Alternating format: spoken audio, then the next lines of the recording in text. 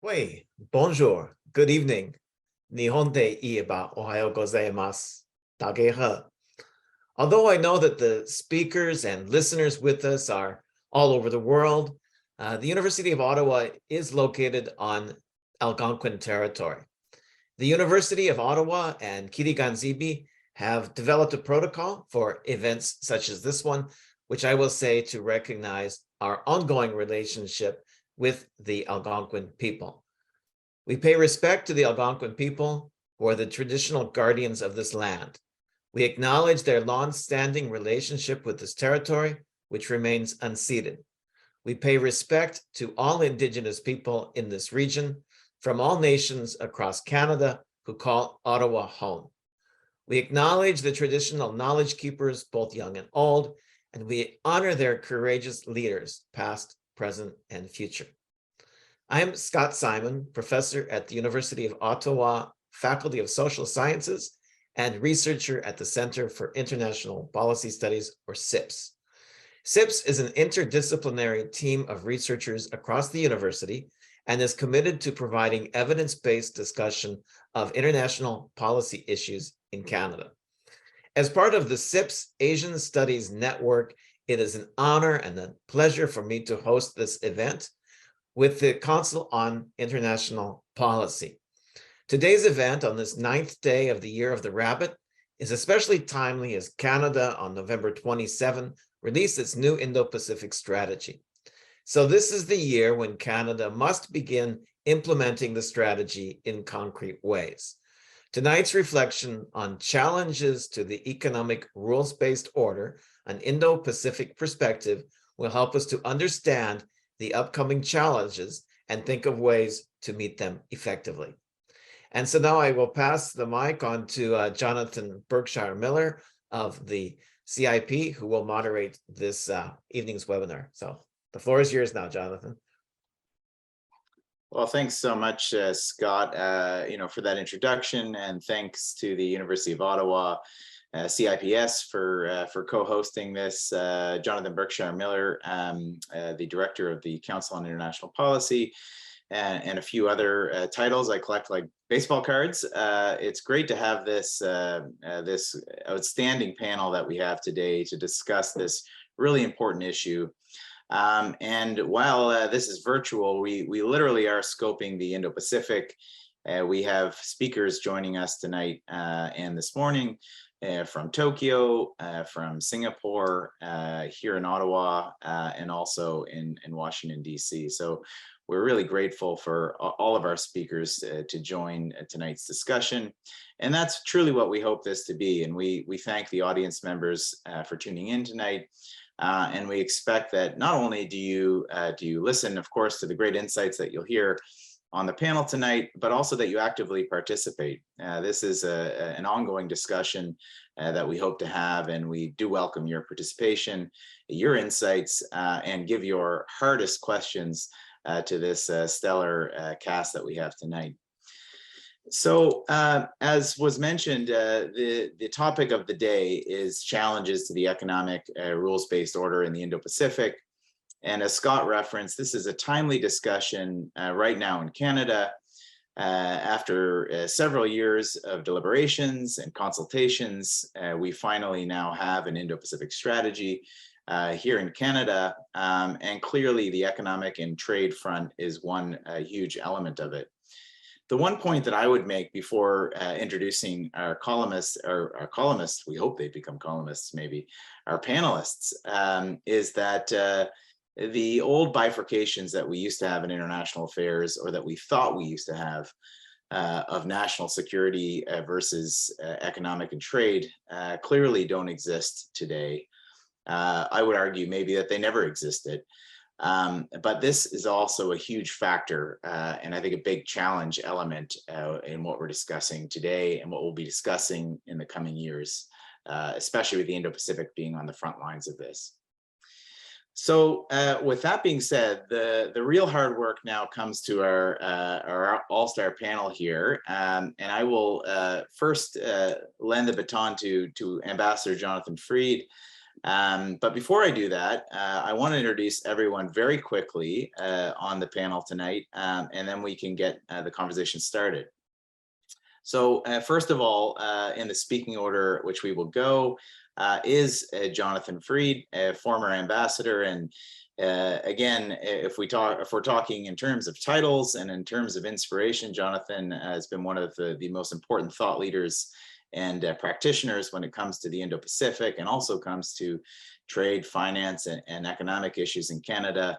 He was Canada's former ambassador to Japan, former ambassador to the WTO, as well as senior foreign policy advisor to the Prime Minister, Sherpa to the G7 and G20, and too many other titles, Jonathan, that I can't. I would be spending the entire webinar if I was going to read your entire CV. But Jonathan, it's a real pleasure to have your insights and wisdom tonight. After Jonathan, we will have Professor Masahiro Kawai joining us from Tokyo. Kawai Sensei, it's a real pleasure to have you on. Similar to Jonathan, your titles are many and fortuitous as well. Kawai Sensei formerly served as chief economist for the World Bank's East Asia and Pacific region, as well as Deputy Vice Minister of Finance, and several other distinguished roles at the ADB and elsewhere. He's currently a professor at the University of Tokyo. Thank you so much for joining us, Kawai Sensei. Following Kawai Sensei, we'll have Russell Sao joining us from Washington, D.C. Russell also has a lot of distinguished titles and is a prolific author as well. He is currently the executive director of the Global Taiwan Institute, based in the United States, and is also a senior fellow at the Jamestown Foundation and other affiliations. Russell, it's a real pleasure to have you on tonight as well. Following Russell, the all-star cast just keeps continuing. We have Professor Meredith Lilly, who is known probably to many here in the Canadian audience. She's a prolific trade expert here in Canada, associate professor at Carleton's Norman Patterson School of International Affairs, and also had experience as a practitioner, formerly served under the government of Prime Minister Stephen Harper, and is a voice of a frequent voice here on Indo-Pacific trade issues. So it's a real pleasure to have you, Meredith, on this discussion tonight. And last, but certainly not least, my good friend, Dr. Amitendou Palit, who is joining us from the farthest away, I guess, and now in India, but normally based in Singapore. Amitendou is a senior research fellow and research lead at the Institute of South Asian Studies at the National University of Singapore. And Amitendou has been a mentor and voice of insight for me for many years on the Indo-Pacific, and in particular on geoeconomic issues. He formerly served in the Indian Foreign Service and currently is a prolific author on many of these issues. So Amitendou, it's great to have you on as well. That is our cast for tonight, ladies and gentlemen. And with that being said, I will now pass the virtual mic over to Jonathan to kick things off and give us a bit of perspective. Jonathan, as you mentioned, or was mentioned, sorry, by Scott at the onset, Canada now has an Indo-Pacific strategy out. I know that you have some background and some history in that process. And I wanted to get your insights to kick things off about some of these challenges in this region, and ideally where Canada fits in to this puzzle. Jonathan, please. Well, Jonathan, thank you, and good evening, good morning, good afternoon, everyone. Look, it's a tremendous honor to be sharing this virtual podium with so many wise and very eminent interlocutors, and I look forward to listening and learning from each of them. So the best I can do is try and set the stage by offering a few premises and observations about where we've come from and where we are. Look at some of the trends that have recently emerged and take a quick look ahead in order to be challenged by others going forward. To some extent, the title of this event is somewhat misleading because it implies that the entire economic rules-based order is at risk. So let me take that head on. because the rules for international economic exchange, and I put emphasis on economic because we're not just talking about trade in goods and trade in services, we're talking about investment, capital flows, and economic connections more generally. You know, beginning in the immediate post-war period and ever since, we've had and still have regional and multilateral, bordering on universal, frameworks for the conduct of trade and the movement of capital. The GATT had become the WTO, and that's still providing a foundation or a floor to constrain and reduce tariff and non-tariff barriers.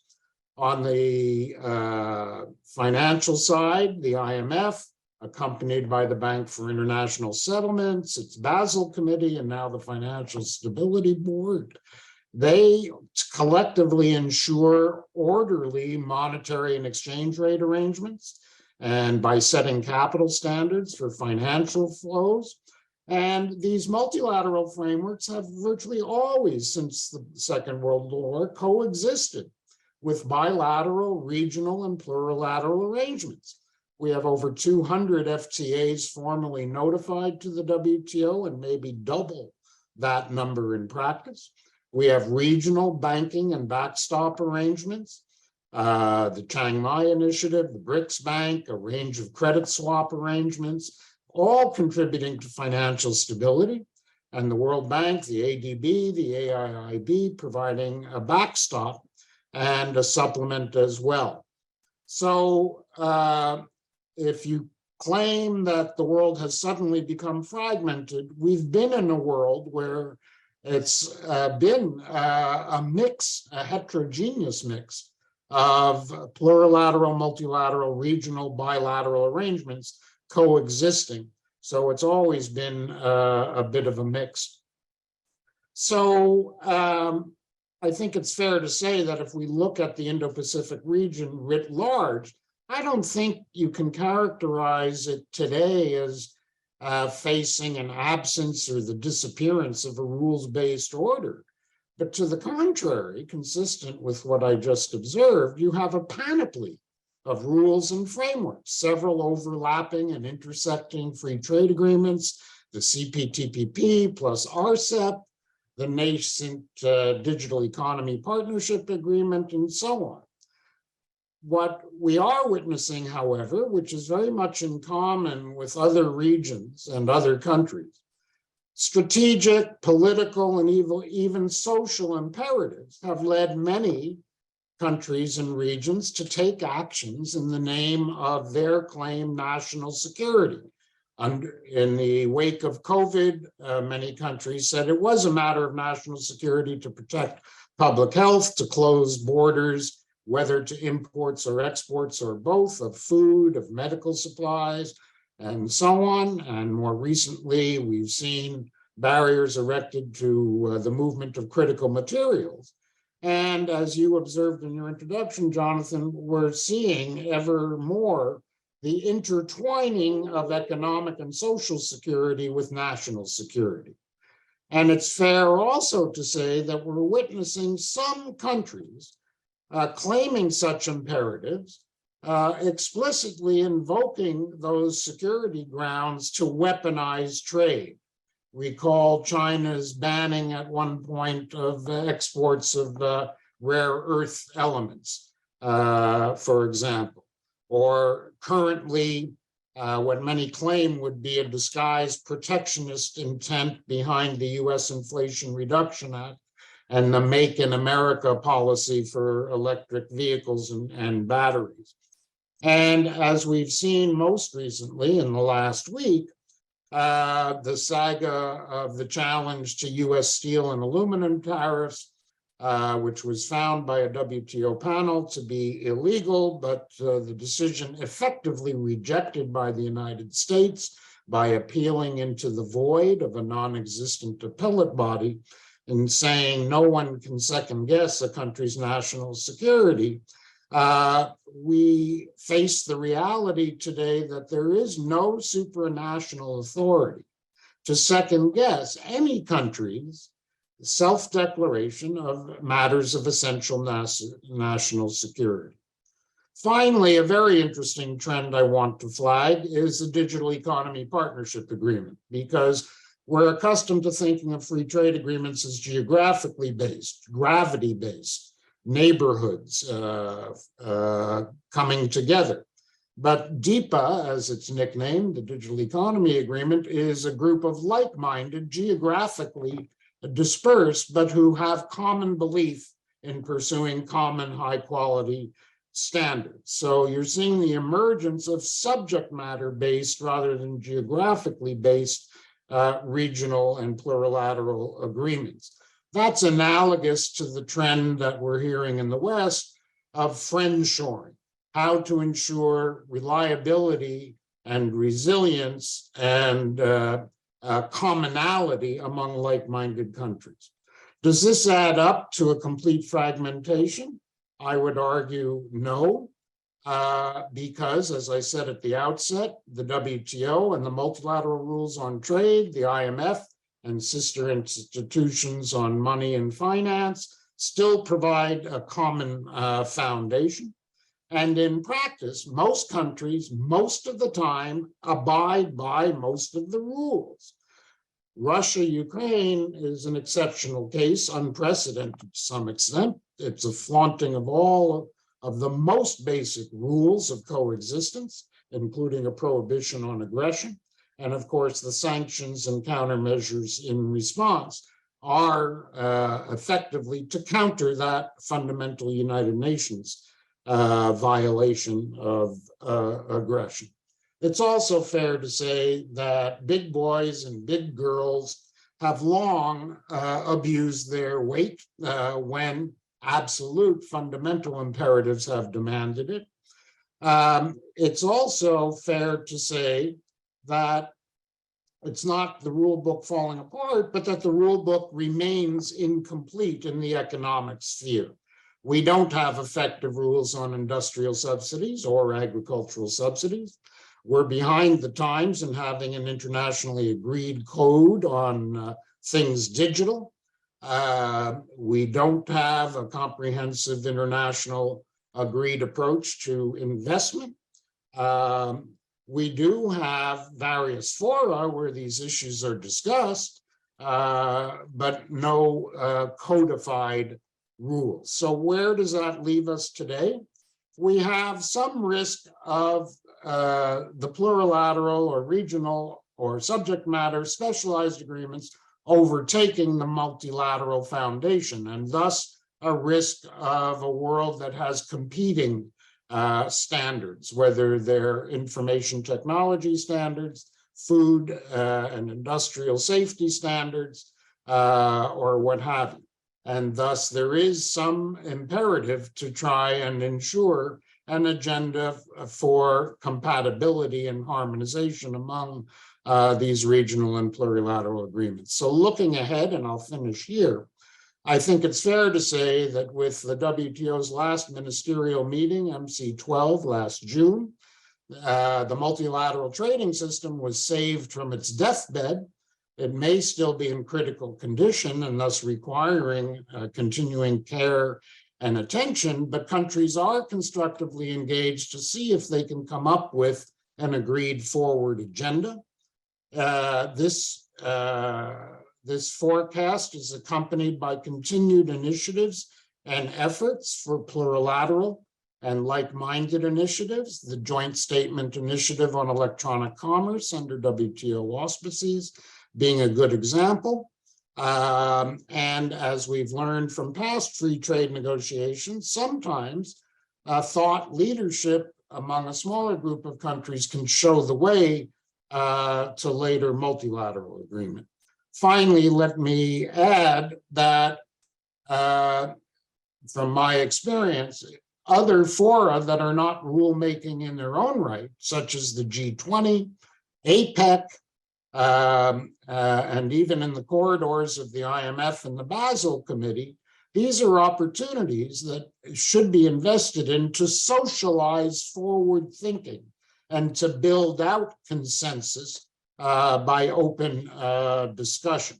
And thus, in looking at a forward agenda for the region and with the region, it's important to look at integrating an approach across rulemaking and discussion-oriented forum. And thus, and I'll conclude here, there's a reason that in Canada's Indo-Pacific strategy, the fifth and concluding pillar is Canada's commitment and intent in implementing other more specific avenues, intends to be an active and engaged partner with countries of the region from India through to Japan, China, Taiwan, and so on. And that means a partner not just in the various bilateral arrangements, but in working with each of our partner countries in the Indo-Pacific beyond the bilateral relationship in international forums for common cause. Of course, the Indo-Pacific identifies issues from security to the environment to development, but this is equally opposite for the economic agenda, because one can work with like-minded, thoughtful interlocutors in internationalizing a shared agenda. That's what Canada does through the so-called Ottawa Group, in which a number of Indo-Pacific countries are at the table, in trying to reach and build out a consensus on a forward trade agenda. And that's paralleled at the fund and in other financial and economic fora as well. So to conclude, all I'm trying to say is, let's not take the title of tonight's event too literally by saying the entire economic rules-based order is at risk. The fragmentation has always been there by virtue of the coexistence of bilateral, regional, and multilateral arrangements. The big boys and girls versus the rest of us has always been a characteristic of the international system. And overall, with the vast majority of trade and most all of the movement of capital running smoothly, we're still not doing too badly, despite the current stresses and strains I identified. So I'll stop there, and I know all of the other panelists will challenge me on some of this, so I at least wanted to lay that out to be knocked down. I'll stop there. Thanks, Jonathan. Well, thanks so much, Jonathan. And you do score bonus points, at least for me, in starting off one of these discussions in 2023 with optimism. It seems like it's been a year, or almost feels like a decade, full of pessimism on many of these issues. So I think your optimistic take, I think, and I think you're right on many elements of it. If you think about, buildings that are not to code anymore or who need some renovations, I think this is basically the point you're referencing, is the entire architecture is not, does not need to be demolished. It's not ready to fall down, but there are some tweaks and improvements that need to be made. And I think hopefully we get into that later in the discussion. So you truly covered the waterfront, and I do appreciate that.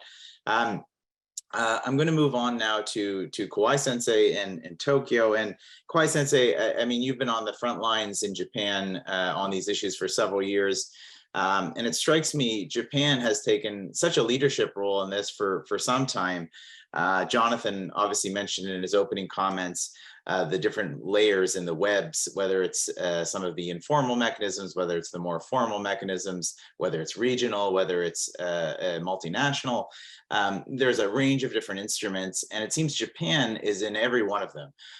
If you think about the trade agreements, some of the different infrastructure sort of setups, Japan seems to be involved in most of them, if not all of them. And as well, if I think even on the issue of economic security, Japan now, to my understanding, has a minister set up for economic security. So going back to my original comments about the sort of false bifurcation of trade and economy with national security, I think Japan is also realizing that it needs to make some tweaks to its own system on this. So Kawai Sensei, I'd love your perspective there from Japan on this topic. So the floor is yours. Thank you, Jonathan. Thank you very much for inviting me to this very wonderful conversation. I do not have much disagreement with Ambassador Fried. Basically, I agree with Ambassador Fried. What I want to do in my initial presentation is to focus on IPEF, the Indo-Pacific Economic Framework, which is a US-led initiative, and Japan strongly supports it because this initiative is fully consistent with what Japan has been pursuing, as Jonathan has just said. Japan has been a strong supporter of TPP, quality infrastructure, data free flow with trust, and so forth. Japan has been promoting the notion of a free and open Indo-Pacific, FOIP, where rules-based economic order is critical. But we did not have much content on rules in the FOIP process. The IPEF initiative is providing a great deal of opportunities for Japan and many other Indo-Pacific countries to set new rules focusing on trade, supply chains, clean economy, and fair economy. So in that sense, this IPEF is a process where rules will be set within the overall context of the Indo-Pacific, or free and open Indo-Pacific. So in that sense, IPEF is a very important process.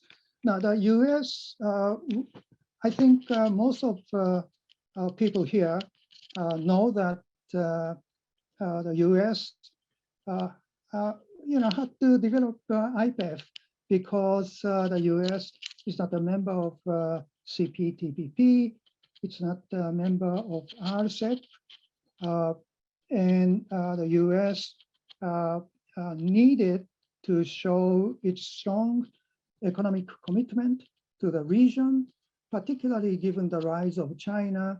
The influence of China has been rising. So 14 countries are now participating in negotiations. The United States, Japan, Korea, Australia, New Zealand, India, even Fiji, and 7 ASEAN countries. The Cambodia, Laos, and Myanmar are the only ASEAN countries that are not members of IPEF. So over the past 8 months or so, since the launch of IPEF in May last year, the countries have been working very intensively on how to develop IPEF, and over the past, in I think December, negotiations started. So the process is now going on. I want to point out a few kind of challenges in the process of IPEF. One is that the benefits to developing member countries are often said to be unclear because IPEF does not include market access, particularly market access to the United States, So not like a TPP, which the US wanted to promote before Trump. Market access is not on the agenda. So not much carrots for developing countries. The question here is whether technical assistance, capacity building support, and some financing support for developing countries would be a sufficiently large incentive for them to agree on high standard rules on trade, supply chains, clean economy, and so forth. That's the first question. The second question or challenge is that countries are now negotiating, so they may eventually come up with rules. The question is, on the one hand, this process is said to be voluntary, but they are negotiating, and once they agree on rules, are they going to be legally binding? If countries do not abide by rules, what would happen? Would there be sanctions by a large country? Would there be dispute settlement process? What sort of dispute? Legal disputes. There's some unclarity on that. The third challenge is related to China's reaction to IPEF. China strongly criticizes IPEF as a mechanism to decouple, to isolate China from the group. Now, should the IPEF be intended to isolate China or decouple China, or could that be considered as the previous TPP? TPP obviously excluded China, but TPP was considered as an instrument to encourage China to pursue reform so that in the future, China could join TPP. Would IPEF have that sort of role? It's not very clear at this point. Finally, is there a possibility for IPEF to lead to a wider FTA, more comprehensive regional FTA like TPP? But of course, that depends on the US political conditions. So why don't I just stop here now? Well, thanks very much, Kawai-sensei. Some interesting insights on Japan's approach, but also IPEF, which I think really sets the table well for the rest of this discussion. And just to give you a sense here in Canada with the discussion on IPEF, I think in the early days, there was a lot of that sort of tit for tat comparison with the CPTPP. And I think the convenient political sort of line was that, well, we have a better agreement, which is the CPTPP. Why would we need to be involved in IPEF? That tune obviously has changed. And as we know, IPEF is not the same as the TPP. It's not a trade agreement. It covers different elements, not without challenges, but I think that we have sort of changed our approach and have indicated our interest, at least to our American friends, for being part of that agreement as well. I think that this sets the stage well for Russell, and I'm going to move over to you next. And I'm not going to ask you all of the difficult questions. I think Kawai-sensei mentioned about the United States, obviously, as well.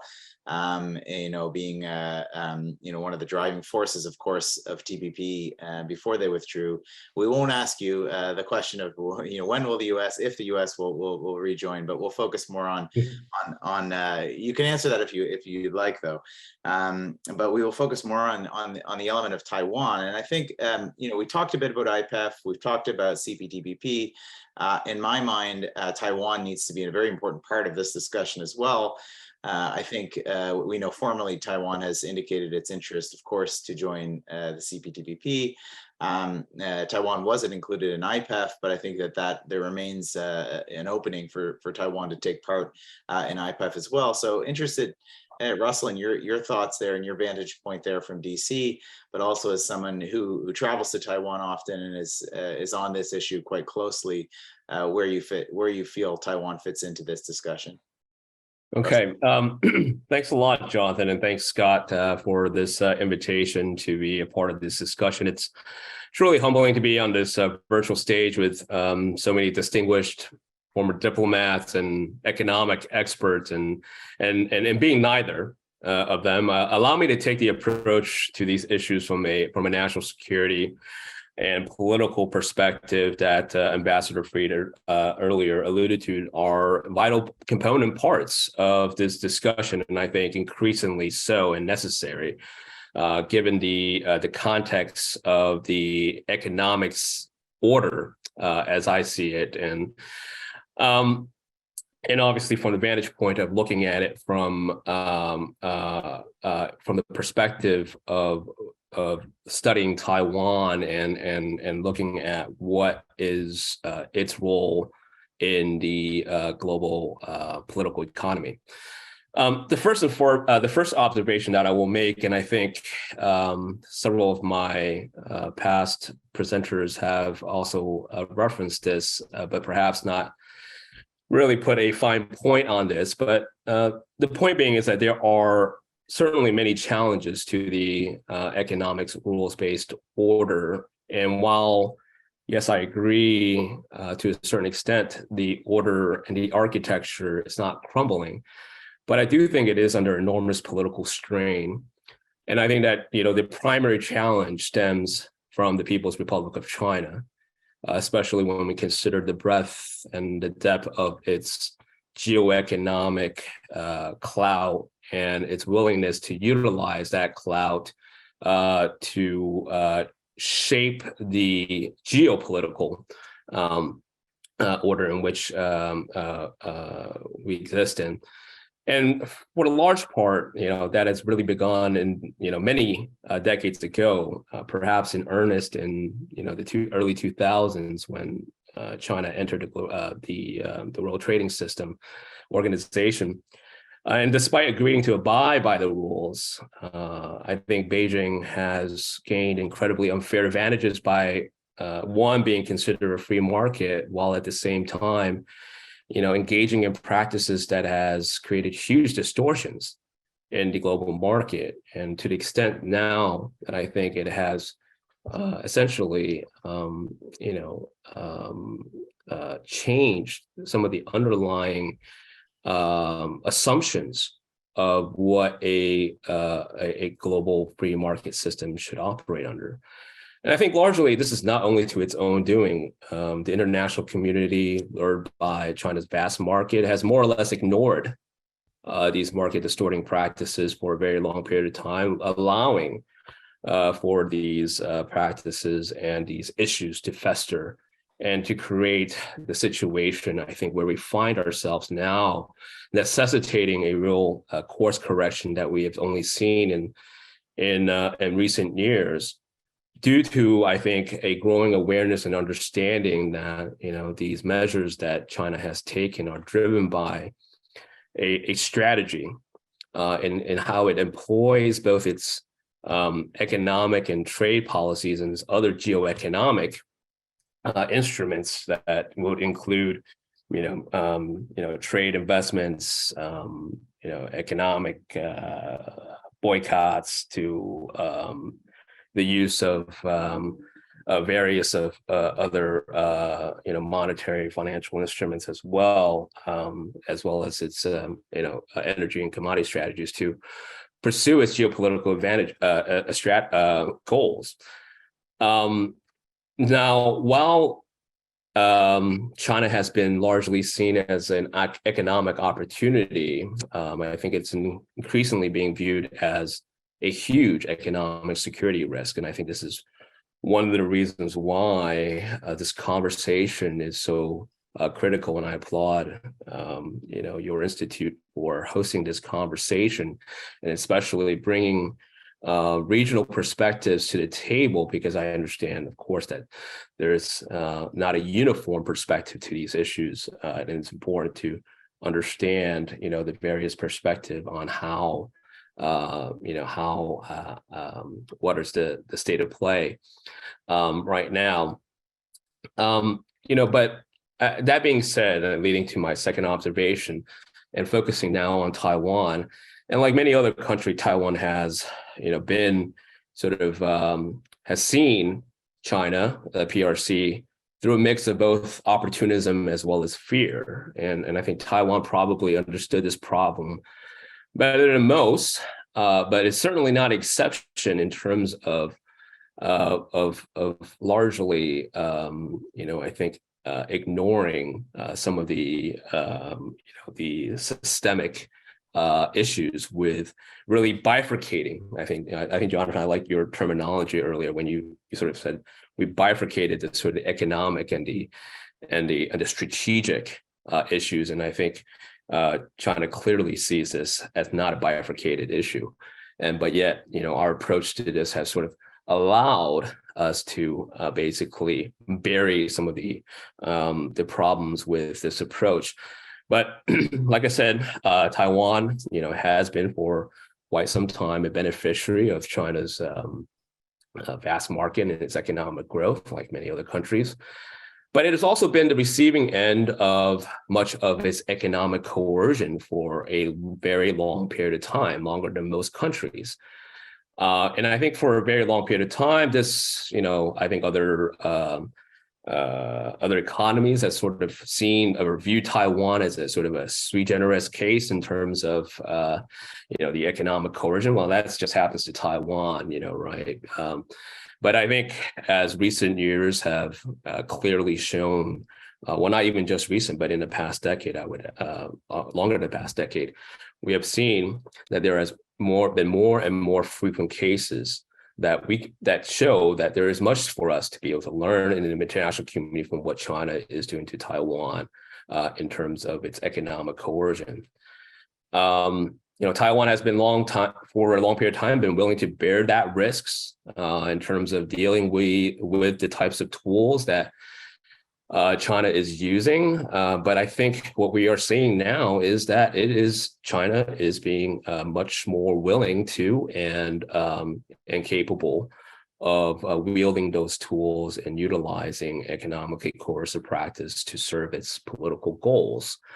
And I think other economies now are coming to understand that they too need to protect themselves from China's, predatory trade practices and other economic measures, and this, includes a trend of increasing arbitrary Chinese import bans, its capricious and selective enforcements of regulations.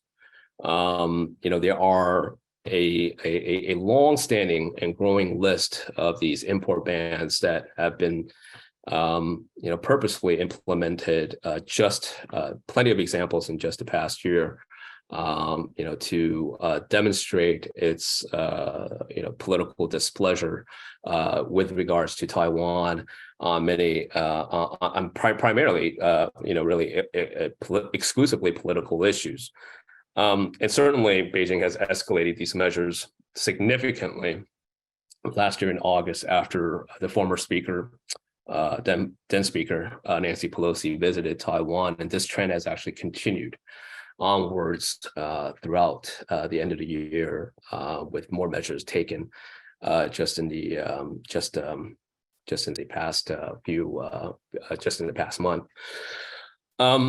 So I think what I'll try to do right now, in not taking too much time, is just that I think although it's well known now, I think still it bears mentioning really the vital role that Taiwan plays in the global economy. And so it's not really a small player in any regard in terms of the global economic system. And this is not just because its geography, with the area around Taiwan being a really critical and vital transportation conduit, but certainly also because of the critical role it plays in the global tech supply chain. And if I may just rattle off a few, sort of data points here, in 2021, Taiwan was the 16th largest trading economy. It holds 80% of the global market share of laptops and motherboards, 60% of network devices, 70% of textile apparel and comes from Taiwan. Total market share of semiconductor foundries, 63%. And if you count the advanced, if you're looking at just the advanced processing chips, that's over 70%. But of course, like many other countries, Taiwan is very trade dependent on China. Including Hong Kong, China accounts for 42% of total export. And certainly China is leveraging that. That being said, I think there is a clear recognition within Taipei that the circumstances are changing and that it is increasingly difficult to balance the risks with the rewards, especially in the last several years due to increasing trade tensions as well as political tensions. I think that stems from, again, a long overdue course correction in terms of the fundamental policies, of the United States towards China, as well as the international community's understanding of China and its intention. And I think this has all been borne out in part by Beijing's own increasing willingness to arbitrarily use its economic leverage for political purposes. That's been laid bare by the countless of cases that only to mention a few, but of course, I think one had already referenced earlier, one of the presenters, the watershed moment in which China had restricted rare earths from Japan in 2010. But not to mention, of course, South Korea's the imposition of these boycotts against Lotte due to the South Korean government's deployment of missile defense systems from the United States. More recently in Australia, and not to mention other Asian countries like Philippines and Mongolia and others that have faced also arbitrary import restrictions due to the Beijing's political dissatisfaction. So what is Taiwan sort of doing? It's attempting to diversify away from its over-reliance on the Chinese market through its new southbound policy, which focuses on India, Southeast Asia, and Australia, New Zealand. And it's had actually pretty measurable success in terms of overall, at least the broader context of these changes, having shifted investments into Asia and in India, growing from 9.5% to 25% overall, and reducing this sort of the of outbound investment to China from 83 to like 32%, which is a decrease of over 50% from 2010. So, I mean, this is a very long period of time we're talking about from to now, but there are a lot of enormous challenges ahead. There are a lot of trade and economic experts on the panel that will, I think, be able to explain in further depth the significance of why these challenges are difficult to surmount. But nevertheless, Taiwan has difficulty signing bilateral free trade agreements, much less, of course, in terms of multilateral trade agreements as well. But that's not to say that there is nothing to be done here. There are, in fact, a lot of progress being made, especially in the U.S.-Taiwan trade and economic relations front, with really an alphabet soup of these economic dialogues that are being put forward, like EPPD, TTIC, the U.S.-Taiwan Initiative on 21st Century Trade, which relates to IPEF, even though Taiwan is not a member of IPEF, unfortunately. So that being said, I think, to perhaps end my comments with a with a point of agreement with Ambassador Fried, which was that, yes, the architecture is not, it's certainly not crumbling. And I think, with political will, it won't. And I think it's important for, economies throughout the world to further engage Taiwan and on our base and then on the basis of our shared values. So I will conclude there. Thanks. Yeah, thanks a lot, Russell. That was great. A lot of comprehensive insights there on Taiwan's situation. But thanks also for highlighting, the challenge of economic coercion. And I think going back to even the opening comments, some of them that I made, but Jonathan reiterated this, that clearly we're talking tonight about the Indo-Pacific, but this is not an Indo-Pacific only challenge. This is something in the terms of economic coercion. Of course, it's not even a challenge that we exclusively face from China. I think we need look no further than our NATO allies in the transatlantic sphere, who are facing economic coercion every day now from a revanchist Russia, whether it's bartering gas or other commodities. So it's good for you to highlight that. And I think it's a good segue now to Meredith. So going back for another Canadian perspective, and Meredith, you've been doing a lot of work, obviously, on trade issues in Canada for some time. And in particular on the CPTPP, this has come up a couple times. I think all of our speakers have referenced it. One thing that strikes me anyways, and now we have this new strategy that's come out for the Indo-Pacific, we with the US, at this point anyways, deferring its membership, we are one of the top two economies with Japan. Thus far, I haven't seen a great amount of leadership of us looking at the next steps of the CPTPP. I'm interested in your thoughts, number one, where this agreement goes, what role Canada should be playing with that, whether it's Taiwan, whether it's other economies such as South Korea, the Philippines, etc. And also the question of IPEF too. I think this was brought up obviously by Kawai Sensei at some length. As I noted, Canada has now referenced interest in IPEF. Where do you see that sort of interest going? How could we appreciably move that forward? And I guess the last sort of task for you is, outside of those sort of agreements, where is and where could Canada be more effective at stressing its place in this discussion? So Meredith, the virtual floor is yours. Great, thanks very much. And I've enjoyed the discussion so far. So just before I get into CPTPP, which moving forward I will call TPP just because it's easier. I do want to situate this a little bit in what Canada has articulated in its Indo-Pacific strategy for trade, particularly for anyone in the audience that isn't familiar. And so, it's actually quite conventional strategy in that we want to expand trade ties in the region, expand foreign direct investment through TPP as well as through other trade activities. And there's a kind of laundry list of items. I would say, though, that in my perspective, a lot of it is sort of let's do more of the same. There isn't a lot of let's do new and creative things in our Indo-Pacific strategy. So the Indo-Pacific strategy, Canada's strategy, prioritizes a subset of countries: Japan, Korea, India, also ASEAN as a bloc, and then also actually goes to, I think, takes a series of steps to articulate the importance of engaging with Taiwan via trade, as well as some other activities that certainly Scott is familiar with. IPS does not, Canada's strategy does not prioritize China, but certainly recognizes the importance of this very large economy and the reality that Canada kind of needs a plan.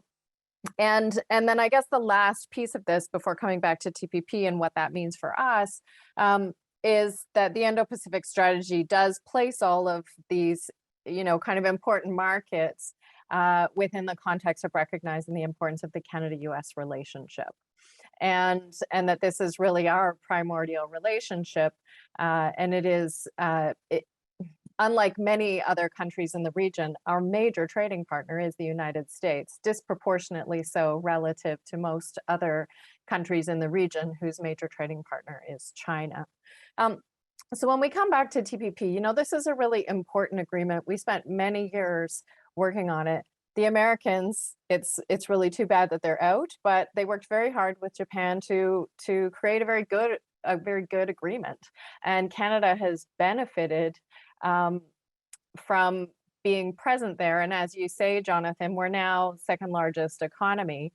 And so I really would actually like to see Canada speaking a little more loudly about the importance of TPP and advancing it and encouraging new members. You know, it has strong rules-based trade, strong governance provisions, digital provisions, labor and environment, and then disciplines on state involvement in the economy, which is a concern for the US. So what you're kind of seeing a little bit of in the IPEF is the United States attempt to take a lot of those rules and package them up in a separate framework.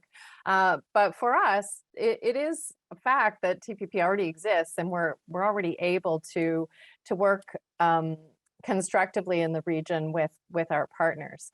But I would like to see you know, Canada work harder to encourage along other members, other countries that are stated to be priorities for Canada in our Indo-Pacific strategy to be in the TPP, because at present, Japan is the only country that Canada has articulated as specifically as a priority.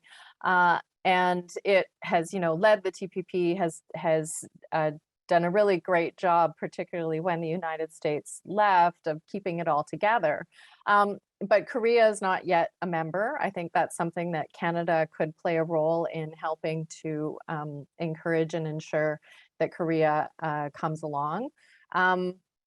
In addition, I think Canada actually does have a role to play in welcoming Taiwan into the agreement.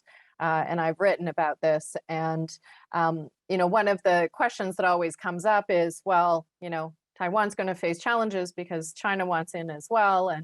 And this is an issue. But I have taken the position, and I believe that if we set a very strong set of rules and rules for joining, and if all countries that want to join first have to demonstrate that they're prepared to live by that set of rules and reforms to their economy, then any country that can meet those standards should be permitted to join. At present, that would mean Taiwan can come and China can't. And so that's not being discriminatory towards China. That's saying that China is not prepared to undertake the reforms necessary to join, whereas all the signals that we're hearing from Taiwan is that that it would be able to make those reforms. And Russell already listed a number of reasons that it would be very strategic for us to welcome Taiwan into the agreement. So for me, this is not a difficult decision. And again, by relying on rules and a set of rules that's available to everyone to understand and aspire to, then it is a way that we can try and depoliticize these kinds of decisions. Now, India is an outlier in that it's very unlikely to seek to join TPP, and it's also unlikely to qualify to join TPP anytime soon. At the same time, it's a very large and important market. And so I do think that Canada has to find ways to engage with India. It is doing so. There's been lots of talk of achieving an early bilateral agreement. I worked on that agreement myself, and I would really be dating myself. But actually, I was working on that agreement a decade ago, and I have colleagues who have retired out of the public service who worked on that agreement. So we'll see. I think it's a very long road, but it's important to stay engaged.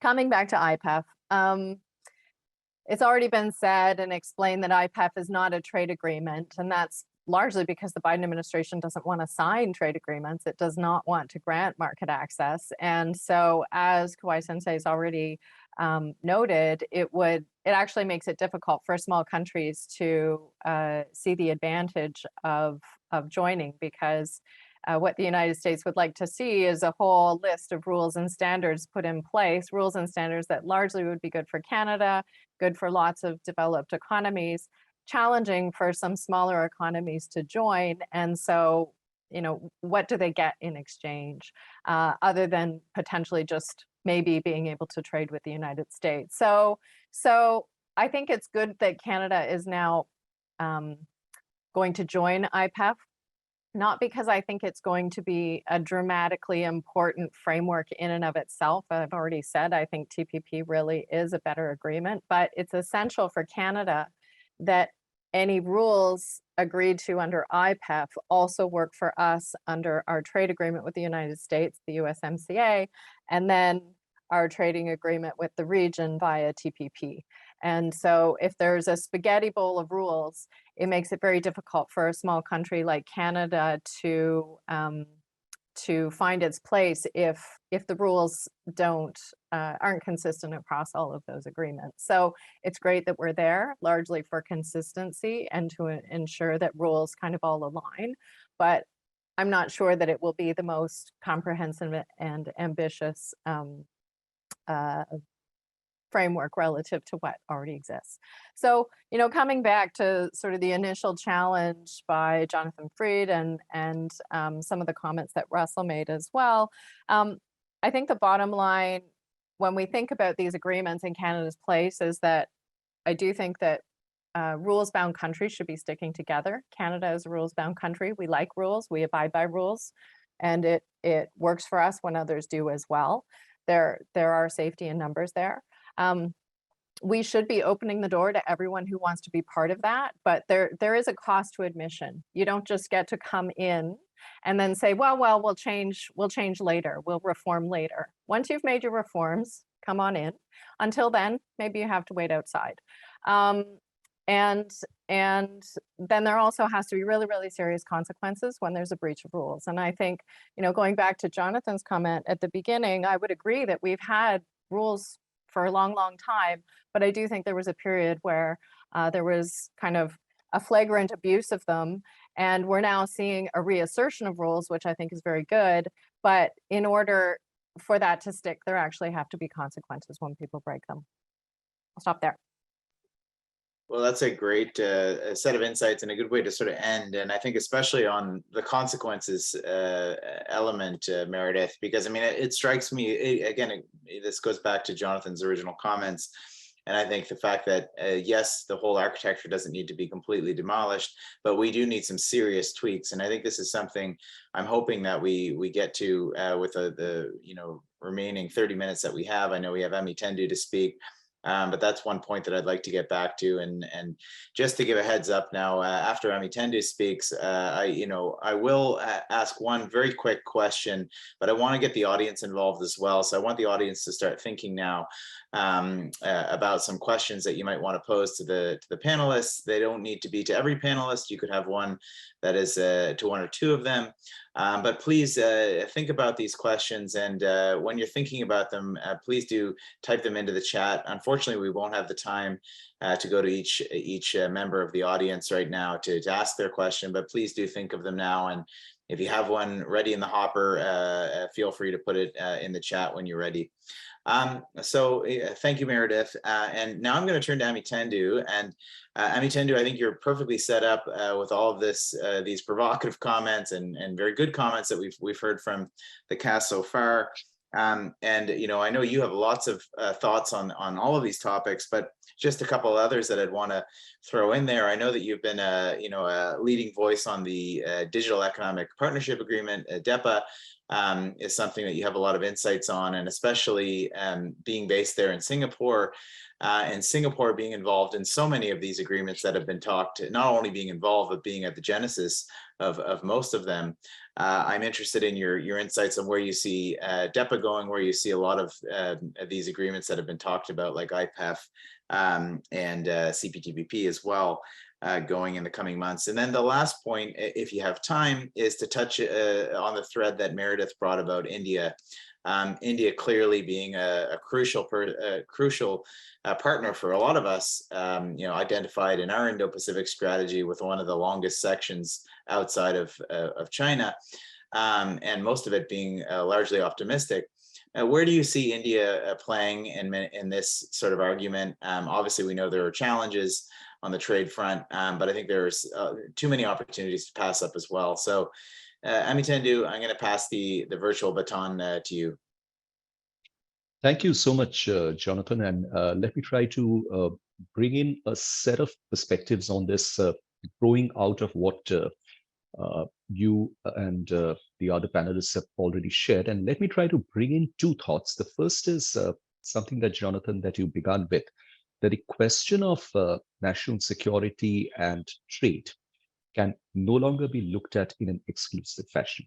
That's the first point. And I want to connect it to a thought that Jonathan Fried expressed, and I thought that was very pertinent, that it is important to note the fact that a certain group of countries can come together and engage in forward thinking, which might subsequently become the template for the multilateral process to pick up and go ahead.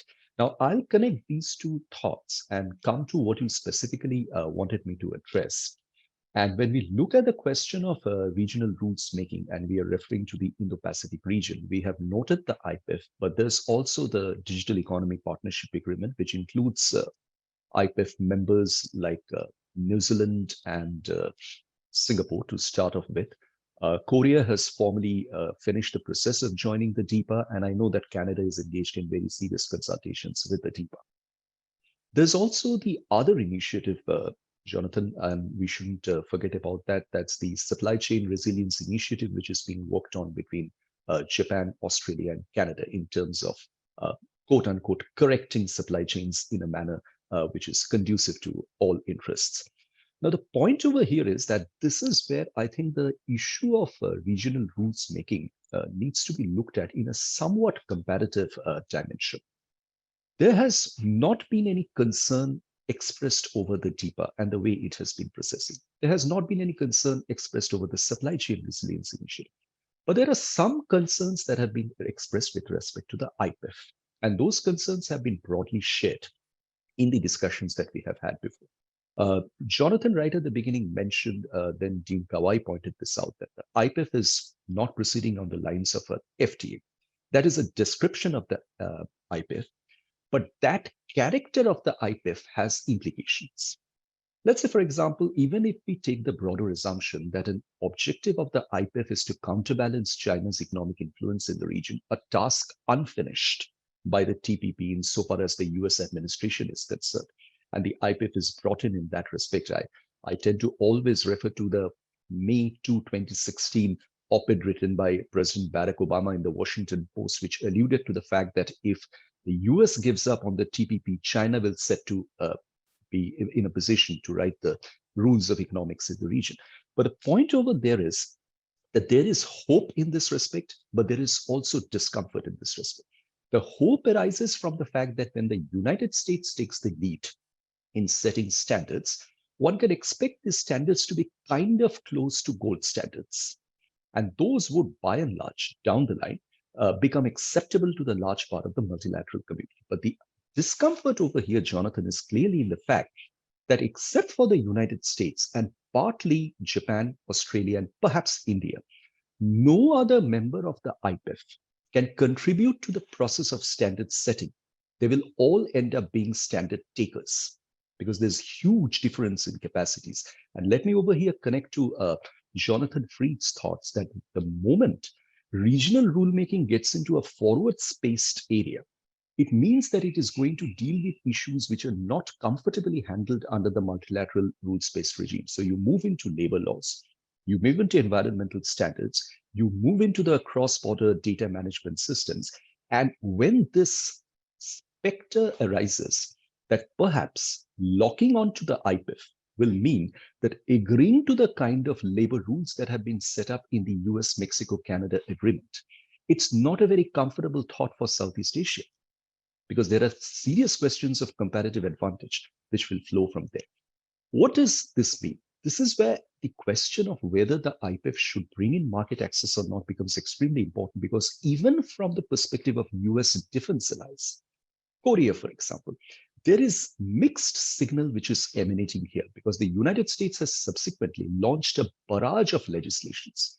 You have the IPEF consultations along with the CHIPS and Science Act, the Inflation Reduction Act, all of which are aiming to friend show supply chains with financial incentives.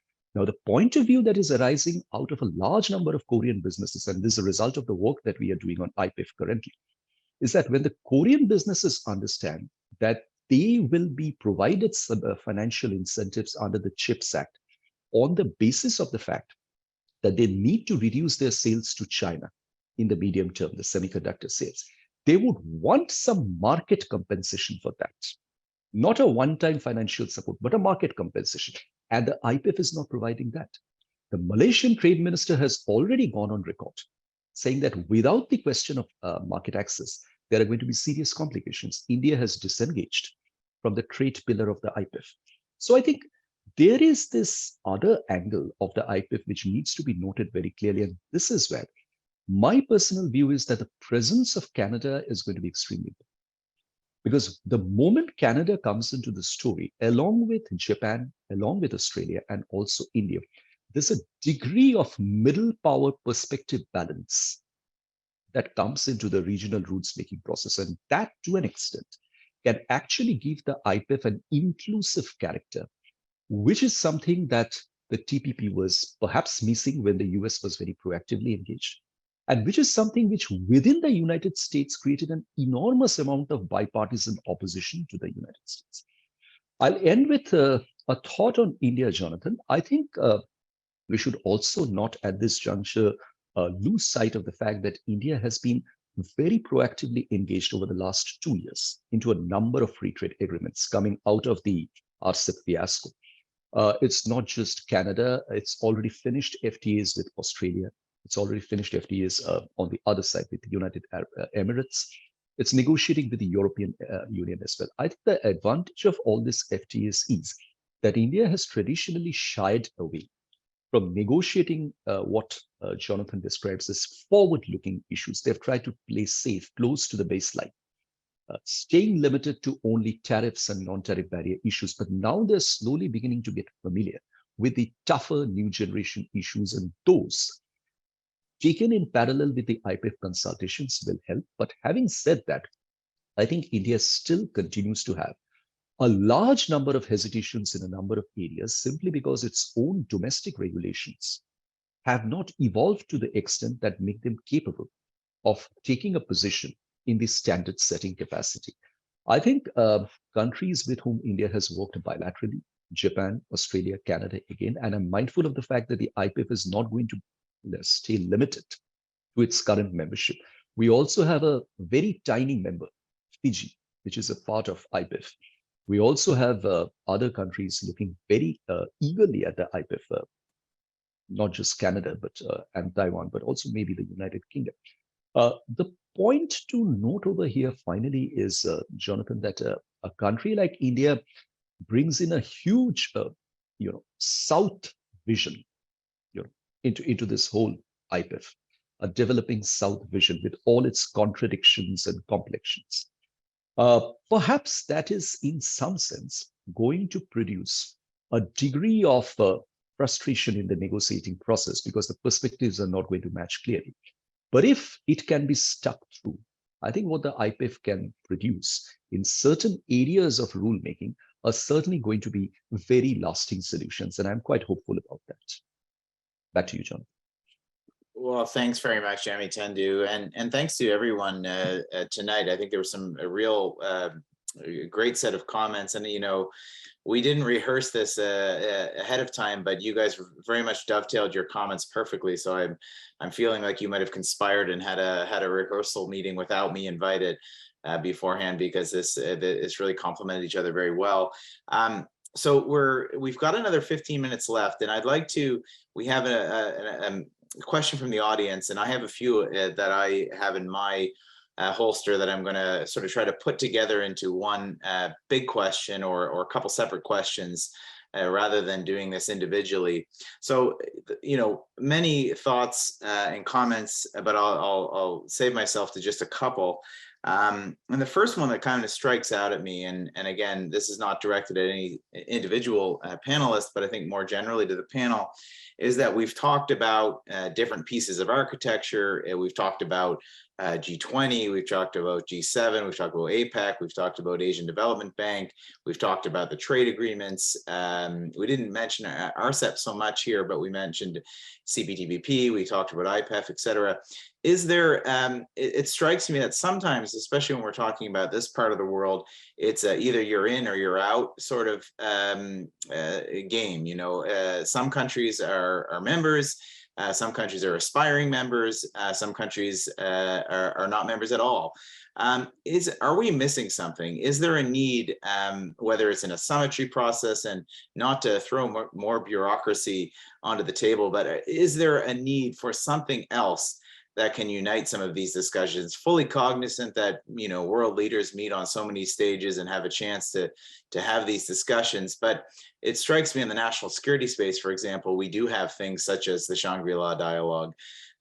Is there a need for some other summitry piece to address some of these challenges and fill some of the gaps for countries who aren't involved or aren't party to several of these different agreements? So that's the first sort of question I have.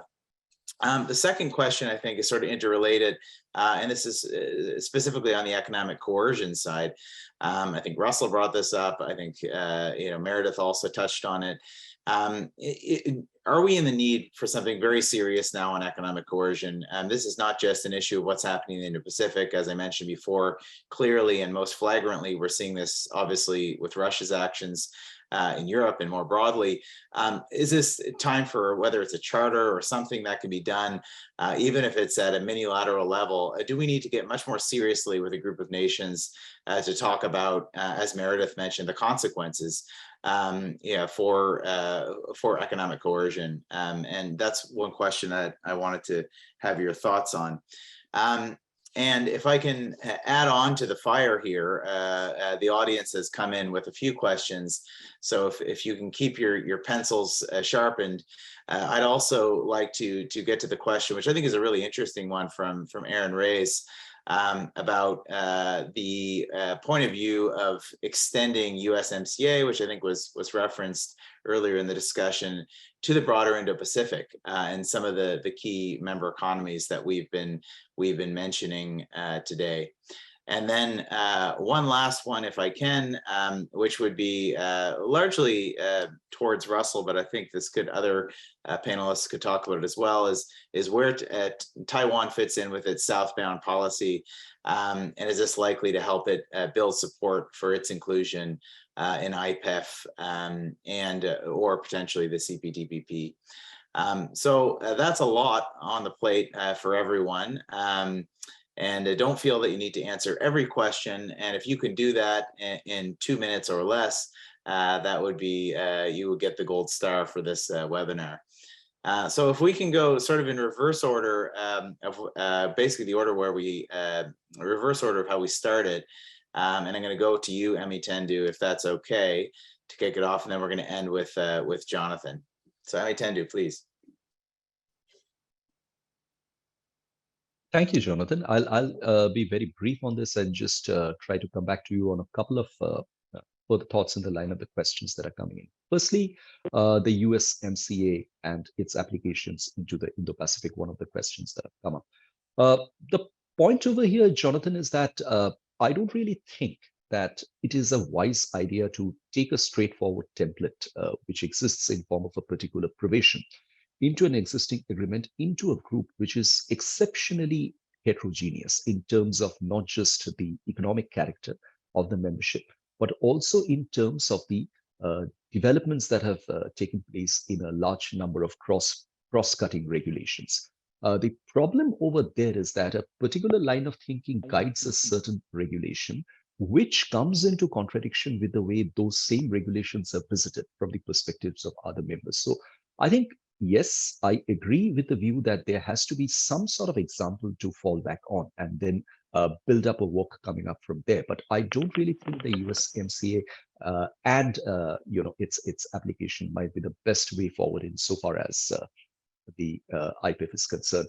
I'm aware of the fact that you need to bring my other co-panelists in, so I'll just restrict myself to this particular.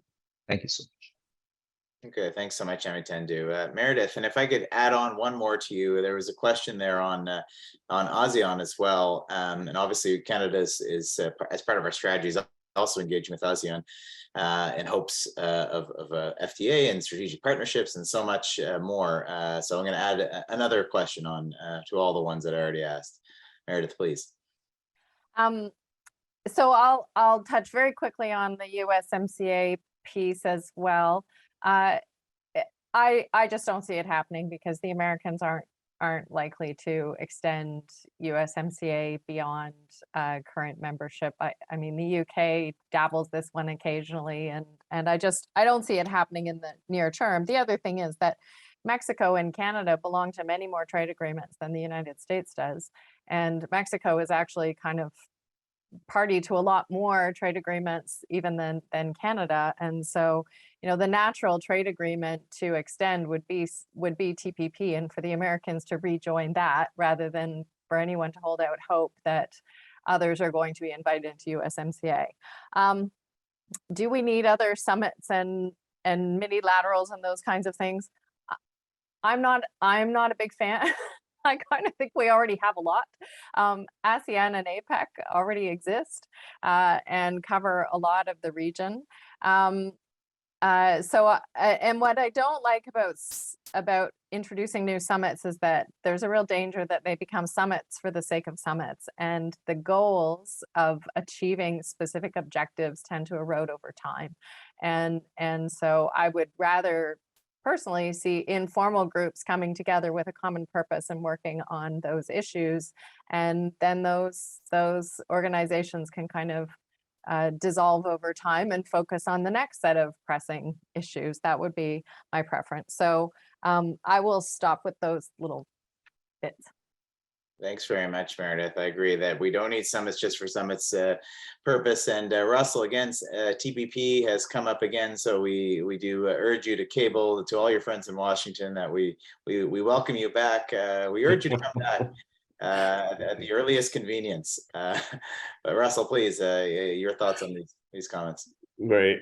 Thanks, Jonathan. So quickly, I think I'll take the second and third question. To start with the Taiwan specific question first, with regards to new southbound policy. So for your audience members, essentially there are two prongs to the policy, one that's people-based and the other one that's economically focused. It is a long-term sort of policy. So with regards to whether or not it can make an immediate impact, I think I am, more skeptical in terms of whether or not that could actually provide a immediate benefit to, convincing IPEF members to, allow Taiwan membership. And that's just me being realistic. But that being said, I think the more critical factor would be, U.S. leadership and that of allies and like-minded partners within IPEF to support Taiwan's membership outside of just the NSP itself alone.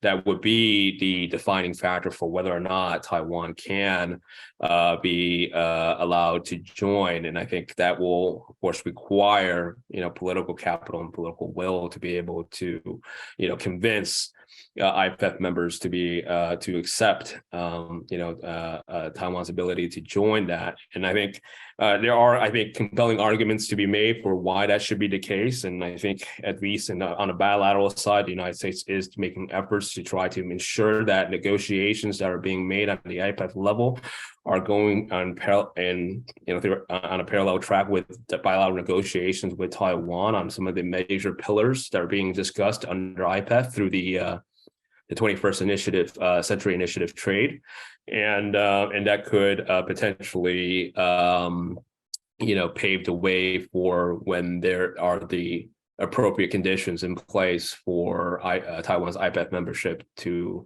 ensure that Taiwan has the standards and adequate measures in place to qualify for membership in IPEF when that should that time come.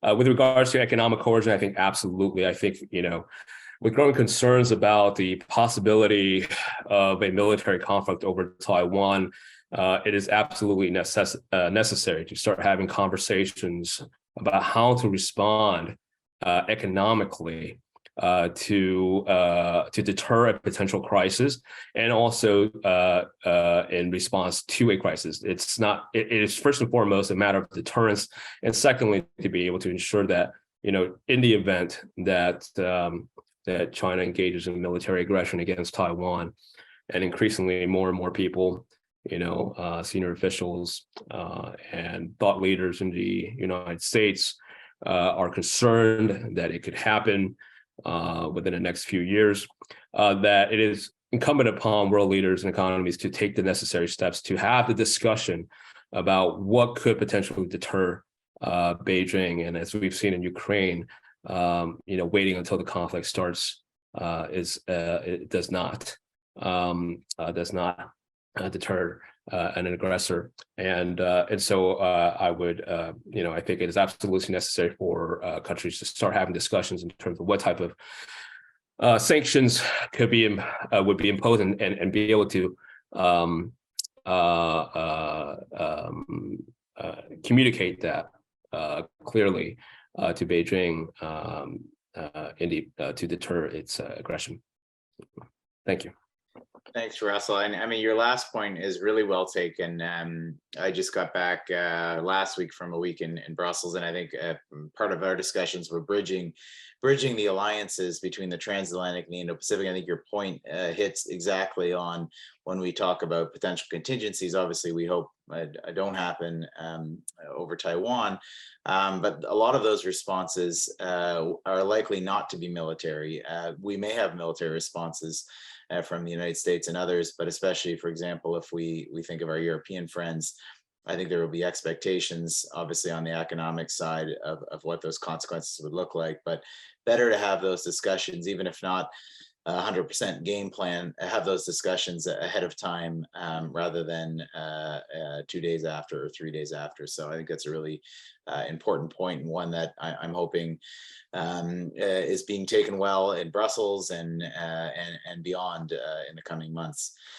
So Kawai Sensei, if I could go to you, and then Jonathan will get the last word. Okay, thank you very much. On the first question, whether a large dialogue forum is needed or not, somebody said APEC is already there. East Asia Summit is there. East Asia Summit includes India. So the existing forums could be more effectively utilized. The second question, economic coercion, this is something that WTO could handle if WTO were effective. Or in the case of rare earth export control by China, Japan went to the WTO and Japan won. I think Australia also went to the WTO. So working on reviving WTO has to be an important agenda. But at the same time, given the current situation, perhaps a forum like APEC could discuss this. Extension of USMCA, the US, Canada, and Mexico are extremely highly integrated. And the agreement, this kind of agreement would not be possible for wider Asia, for wider Indo-Pacific. If the US can work on FTA, I strongly suggest that CPTPP is the one that needs to be utilized. Why don't I just stop here? That's great. Thank you, Kawai Sensei, for those comments. Jonathan, so the last minute and a half or so is yours to bundle up all those answers, all those questions, which you can do so expertly. Jonathan, please. 3 questions, so 30 seconds each in response. Architecture, look, unlike Europe, which had a common vision and a desire to unify under what ultimately has become the Commission, the Council, and the European Parliament. The Indo-Pacific region has never been characterized by a common vision or a unified architecture. The other speakers have highlighted the range of fora available. No one talked about the Shanghai Cooperation Organization, the extent to which the BRICS dabble in this region, and India has its own network in South Asia. And the stands as well. So we do know how to talk to each other and how to coordinate between fora if we do it well. Economic coercion, we've spent a lot of time on China, but let's not forget the United States and other big powers use the leverage that they have at their disposal as well. The US holds out access to its market as a price to be paid for proper conduct abroad in order to come into the market.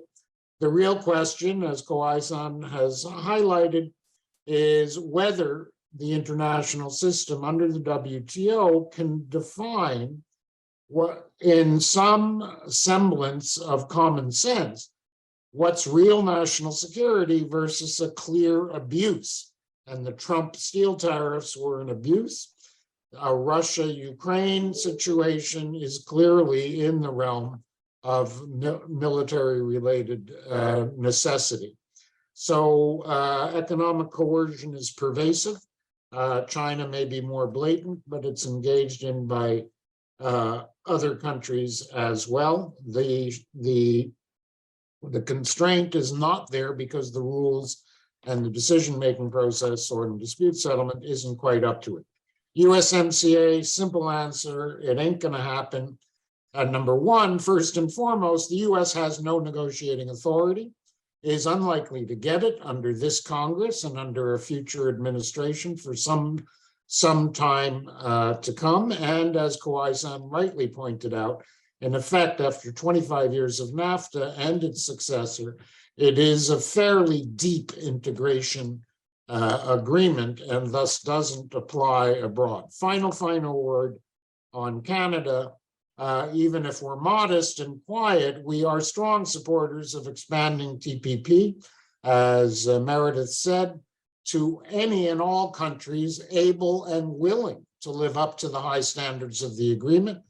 The UK is well advanced in its succession discussions. There's already 2 or 3 who have formally applied behind them, in addition to China and Taiwan. And one looks forward to Korea, Thailand, and so on as well. And Canada is indeed active on that in addition to other fora. So there's your answers to the 3 questions you posed. Well, thank you very much, Jonathan, for doing that so succinctly. We've only kept the class 2 or 3 minutes late, so I do thank everyone for sticking with us, those who joined us here from Canada or North America, and those who took time out of your morning in Asia to join us. I did want to also thank my partner in crime here, Scott Simon, and maybe Scott, I will hand the baton back to you for the last final word, and thanks again to our panelists tonight. This has been a really fascinating discussion about where we're going and what kind of trade agreements and trade partnerships work best. And I think Canada has an important part to play in that. So I just wanted to say thank you to everybody for being here tonight. It's been a great discussion, and we've got a lot of discussion to go on as we move on forward. So, Chi miigwech to everybody. Thank you. Merci.